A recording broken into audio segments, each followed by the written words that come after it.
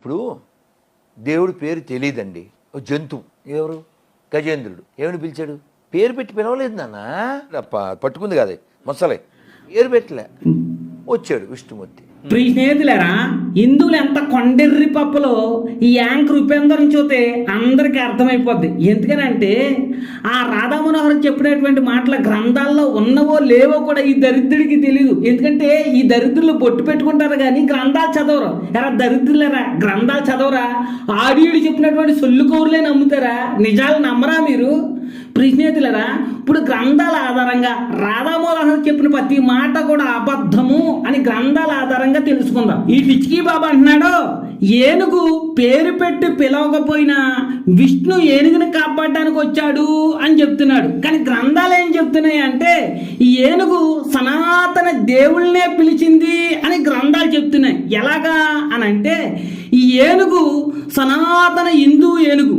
ఆ ఏనుగును పట్టుకున్నటువంటి మొసలు కూడా సనాతన హిందువే. ఇదేంటి, వీటికి కూడా హిందూ మతాన్ని అంటగడతారా అని అంటే మనుషులు వీర్యానికే మతాన్ని అంటగట్టేటువంటి హిందూ మత పిచ్చోళ్ళు ఉన్నారు. అలాంటిది ఏనుగుకి ముసలకి మతాన్ని అంటగట్టరా?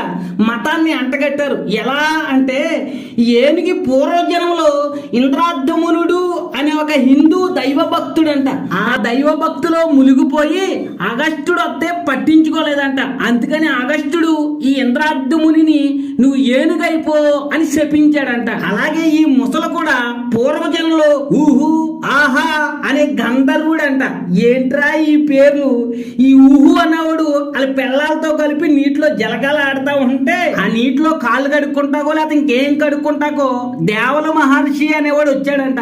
ఈలోగా ఈ ఊహు అన్నవాడు తన పిల్లల్ని సంతోషపరచడం కోసం నీటిలో ములిగెళ్ళి ముసల్లాగా ఆ దేవలుడు మహర్షి కాలు పట్టుకున్నాడంట. అతనేమో భయపడిపోయాడంట. చూసేటప్పుడేమో ఈ ఊహుగాడు, ఒరే ఊహు నువ్వు ముసల్లాగా వచ్చి నన్ను భయపెడతావేంట్రా, నువ్వు ముసలైపో అని చెప్పించాడంట. అలా వీళ్ళిద్దరూ శాపాల వల్ల ఒకరు ఏనుగుగాను ముసలగాను మారారు. వీళ్ళిద్దరూ శాప విమోచనమై మళ్ళీ మనుషులుగా మారాలి అని అంటే విష్ణువే రావాలి.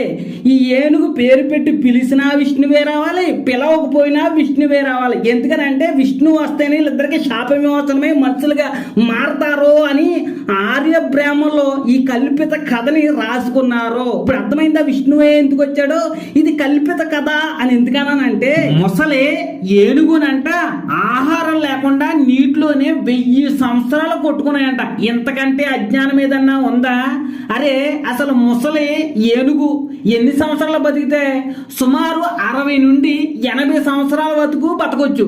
కానీ మీ గ్రంథాల్లో